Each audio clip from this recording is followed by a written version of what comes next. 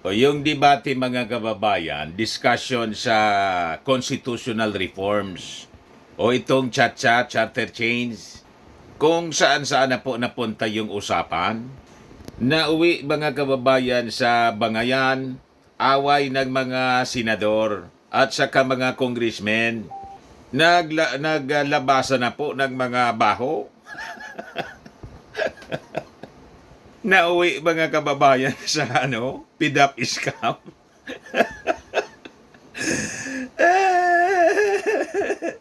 Grabe na ngayon ang sagutan po between ako Bicol Party List Representative and Chairman ng Committee on Appropriations, Saldico.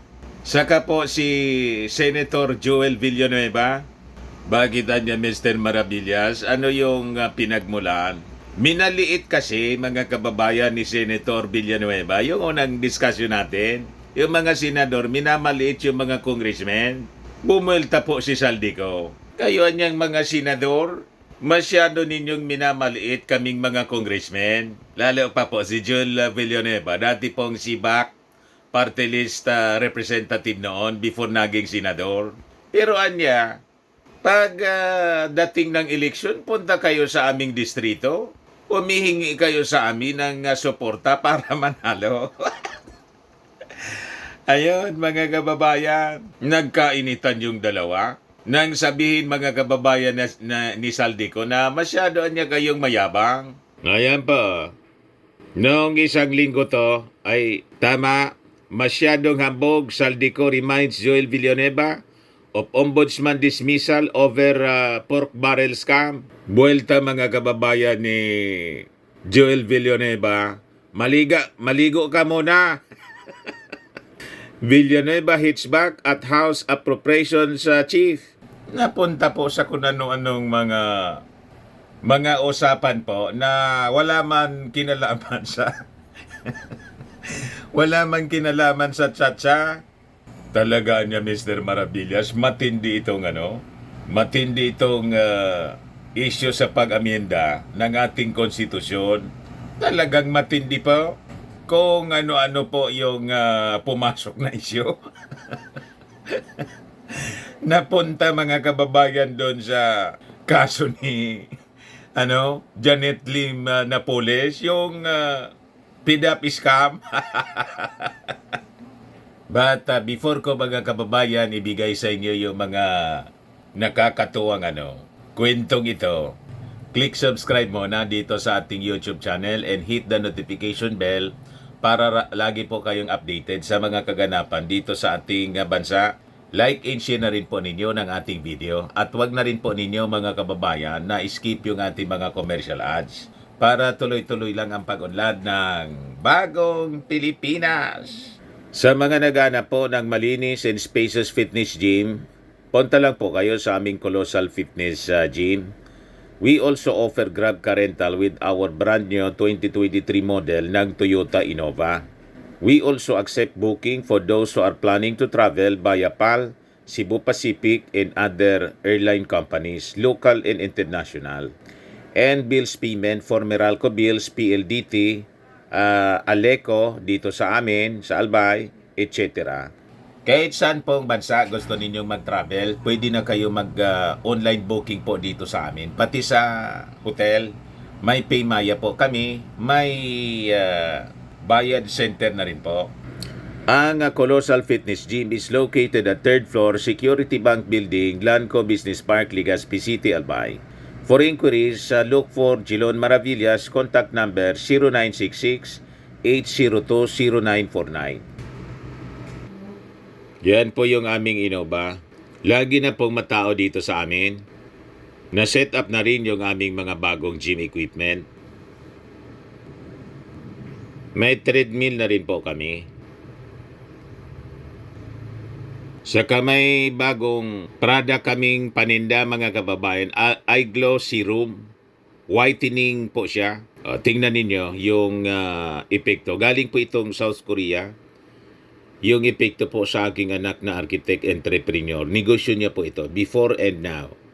Di ba mga kababayan, kitang-kita yung diferensya? Sa mga inquiries ninyo, contact ninyo Riz Maravillas on FB. Ito naman po, Firmax Firming and Lifting Cream. Sa mga pains at paninigas na mga kaso-kasuan, mainam po siya. Paid-paid lang sa mga pulses and affected area.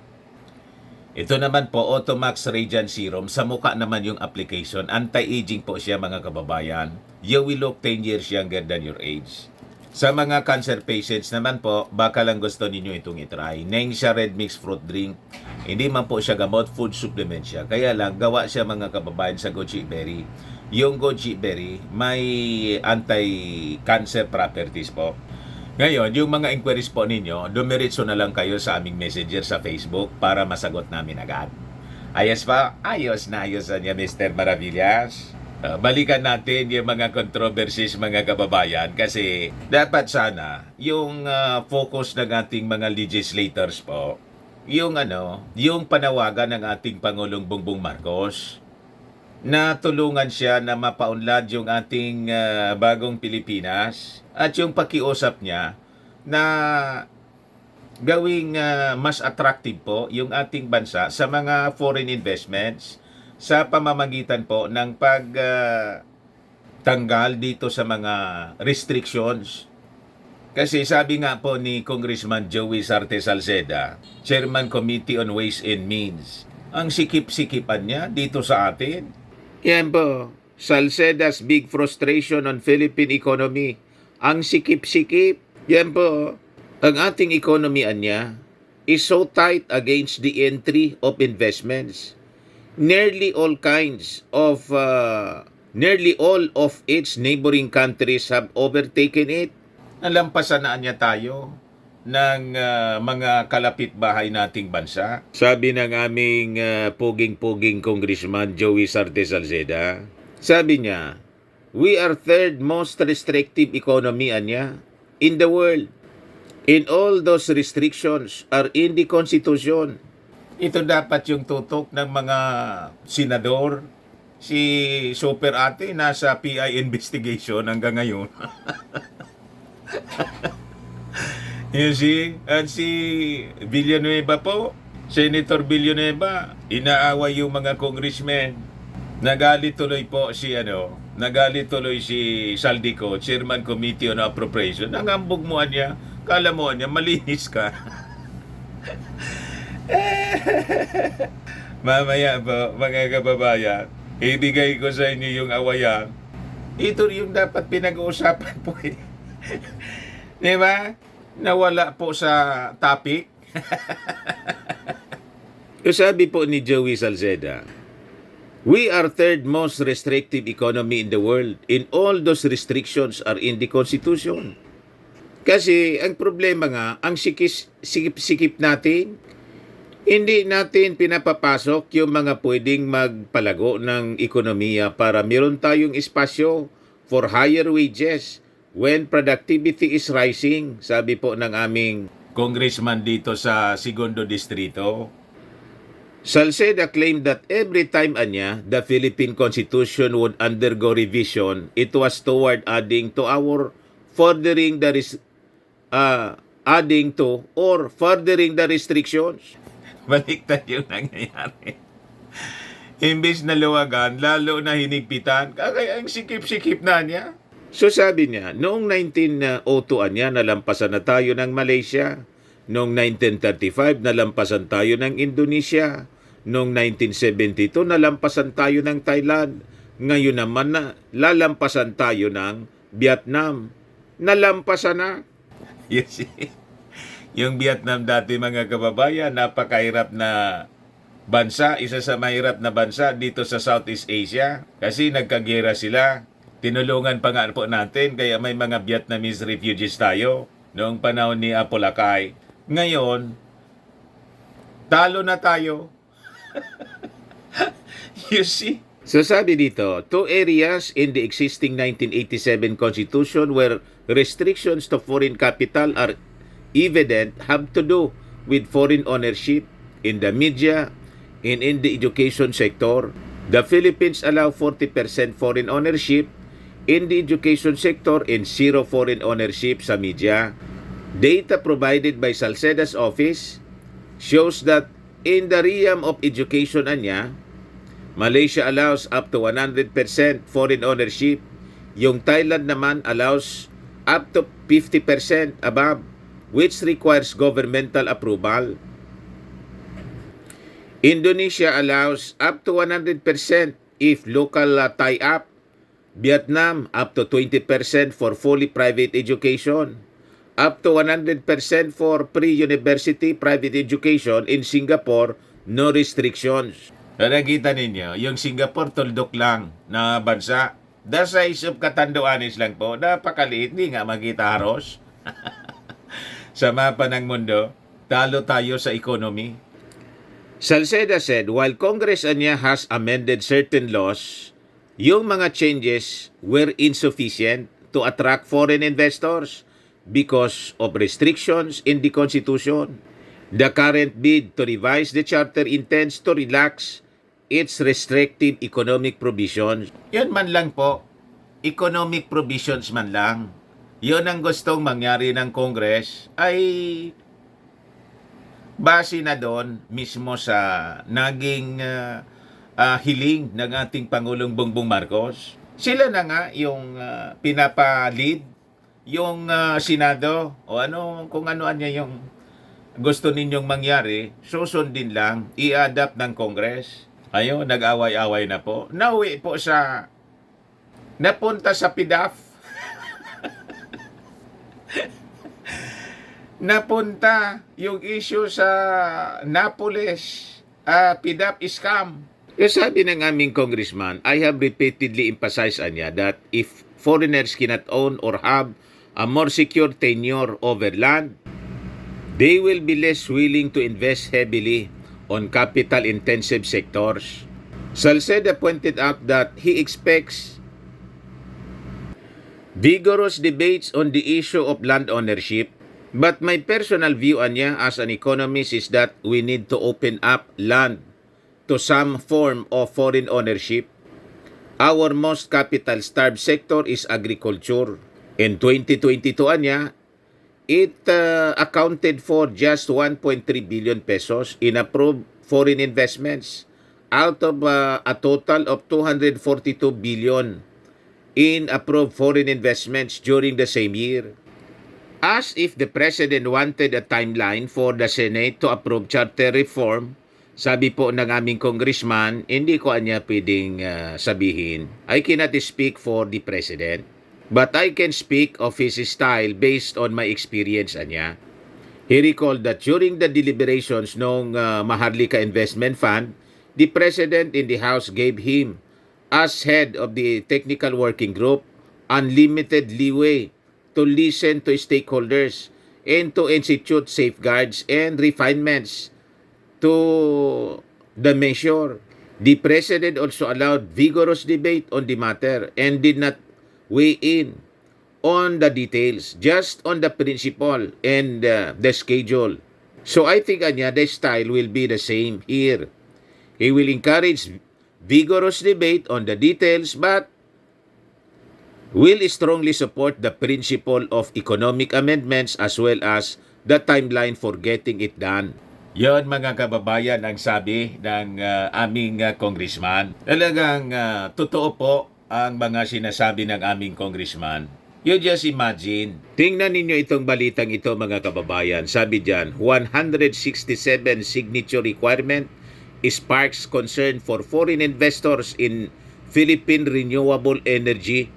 167 na pirma po yung kailangan para po sa mga foreign investors na interesadong pumasok sa renewable energy dito sa ating bansa. Pero sabi, mga kababayan dito sa balita, dati 250 signatures. Binawasan na niya nga Mr. Maravillas. Binawasan na nga pala. Binawasan pero still napakaraming pirma. Pirma pa lang. Abutin ka ng siyam-siyam. Years, mga kababayan. Sinong investors yun? Pahirapan, mga kababayan, yung pagpasok ng kapital. Ito yung sabi during the Senate deliberations on charter change ni Eduardo Francisco, BDO Capital and Investment Corporation President. Ito anyang 165 signatures are needed for the approval of single renewable energy project. Francisco revealed that despite the Philippines having the Renewable Energy Act, trade liberalizations in tax benefits, the approval process in the country is quite long, typically taking around 5 years. Kung ikang foreign investor po, papasok ka pa sa ganon na napakahabang proseso po. Pag nanyan, doon ako sa Vietnam. Pinapahirapan ninyo kaming mga gustong pumasok ng investment para makatulong sa pagyaman ninyo. Ayaw yata ninyong yumaman at makatulong sa inyong mga mamamayan na magka-empleyo. Doon kami sa nagbibigay sa amin ng mga insentibo. Di ba? At medyo maayos na proseso. Ganon mga kababayan. Kaya kailangan talagang ayusin natin yung ating konstitusyon. So sabi niya, even if we are all in one, we want to have more energy that is cheaper. What's preventing the investors from actually getting the project is all the bureaucracy, sabi po ni Francisco. It's actually gone down. The required number of signatures a few years back, anya, it was 250. But unfortunately, anya, 167 signatures is really crazy. That's really the real bottleneck. Nakita na ninyo kung bakit hindi tayo umasinso dito sa Pilipinas? Doon pa lang sa mga requirements na kailangan i-comply po, ayawan na. Di ba? Tapos dito sa debate ng charter change po, imbis pag-usapan yung detalye na po ng ng kung ano yung babaguhin sa ating konstitusyon, ang panahon ng ating mga legislators, lalo yung mga senador, napunta doon sa wala kakwenta-kwentang bangayan. Napunta po sa PDAP scam. Ayan po. Masyadong ambog. Saldico reminds Joel Villanueva of Ombudsman dismissal over pork barrel scam. Ang pinag-ugatan mga kababayan, yung pang-iinsulto. Pag mamaliit sa Congress, sabi rito, ako Bicol Party List Representative Elizalde criticizes Senator Joel Villanueva for belittling House members, citing his past dismissal over the pork barrel scam. Villanueva's alleged superiority complex and dismissal by the Ombudsman for PDAP misuse brought into focus amidst constitutional amendment debates. The controversy underscores deeper issues within Philippine politics, including long-standing rivalry between Senate and House members. Party List Coalition Foundation Incorporated President and ako Bicol Party List Representative Saldico called out Senator Villanueva for allegedly belittling members of the House of Representatives. Minamaliitan niya ninyo kami dito sa Kongreso. Di ba galing ka dito? Napaka-arrogante mo anya. So sabi ng ako Bicol Congressman na taga dito din sa amin, unang-unaan niya, Senator Joel Villanueva. Si Senator Joel ho, ay dati naman siyang party list at masyado ho atang mayabang ang ating senador. At alam naman ho natin kung sino siya. Kilala naman ho natin si Senador Joel Villanueva kung sino siya sabi po ni Saldico. Siya ho ay perpetually disqualified sa nadesisyonan ng ombudsman pero mukhang naapila ho niya. Kaya iyan ho ang pagkakakilala natin. Nasurtihan niya lang ho na best friend niya si Pinoy at hindi natin alam paano siya nanalo. Dumikit kasi po siya na-appoint na TESDA. Ayun, tumakbong senador, nanalo. Ang pagkilala niya, TESDA man. Isa pong dilawan nitong si Joel Villanueva. Ngayon, bumuelta po mga kababayan si Villanueva. Sabi ni Villanueva po, kay Saldico, maligo ka muna. Ayan, sabi niya maligo ka muna, Villanueva hitbacks at House Appropriations Chief. Kung maglalabas po kayo ng baho, dapat naman siguro maligo ka muna. Mr. President, anya 2019 pa po dinispis ang kasong ito na ipinaratang sa atin. Mr. President, is the Pope Catholic? Nag-research at nag-aral po ba ang nag-akusag ito sa atin? Kalkalin ngayon ang kanyang mga kaso dahil pumasok siya sa away na di niya away. Kailangan niyang magbanggit ng mga personal attacks. Ikakalkalin po itong mga atraso niya sa bayan. Ngayon, kinalkal din mga kababayan yung mga sabi, baho ni Saldico. Villanueva mentioned SunWest Corporation which according to him is owned by Co. Ang masakla po, sa kabila po ng track record nito ni Mr. Saldico, inappoint po siya ng Kamara kasi ang sabi po, involved niya ito sa Farmally scandal, the Department of Education, yung laptop deal, tapos may tax cases niya ito sa BIR. Pero anya, inappoint pa ito sa kabila nito bilang tagapagbantay ng kabanang bayan. Inappoint siya by the House to guard the government coffers. Kasi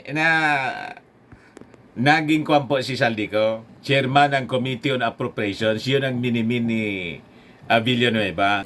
Si Dracula, inappoint bilang tagapagbantay ng blood bank ng bayan. Matindi, tinawag na Dracula po mga kababayan si Saldico ni Villanueva. He also refuted Co's claim that he is belittling the House of Representatives, saying that he would not reach wherever he is right now if not for being a member ng HOR. Villanueva ended his speech by calling to end the fake PI. Galit na galit kasi mga kababayan yung mga senador sa People's Initiative.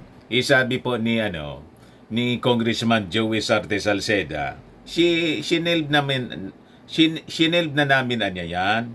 Na-shield na anya yung People's Initiative kasi pinag-uusapan na itong yung House Bill, yung joint resolution pala, yung joint resolution ng Senado at saka ng Kongreso sa pag-amyenda ng ating konstitusyon. Ito po, mga kababayan, yung sabi ni Salceda, under the state of cryogenics niya. Pakinggan natin yung sinasabi ni Joey. Should be cleared to them because that is the instruction of the President. Kumbaga, ano ba yung tawag doon? Cryogenics? Bubuhayin lang namin kung kailangan. Effectively, the instruction of the President is let the Senate do its work on RB 86 and then the House essentially, because that is the implication naman ng 10650 when so hindi naman sa nagrarason ako, but 10650 sabi, so by what rules and regulation naman will we do PI? There's no more rules governing PI. The IRR has been shelved. So effectively, the shelving of the 10650 is in effect a shelving of the PI. So hindi ba, I think sapat na yun para sa Senado na there is no sword of Damocles over them. And that's why, although may mga disagreement kami with respect to the urgency or the deadlines, but at least, we can now have the poison in the atmosphere is no longer there. Wala na doon. Kasi nga, so yun ang implication ng speech ni Presidente doon sa CONSA at yun din ang implication ng pag-shelve ng COMELEC ng 10650. Again, let me repeat, by what rule will the signatures be gathered when the rules have been set aside? For now. Effectively, wala ng PI daw for now. It's in a state of cryogenics. Hindi na nga Kongreso. Kasi hindi man yung Kongreso yung nag-initiate ng... dali lang po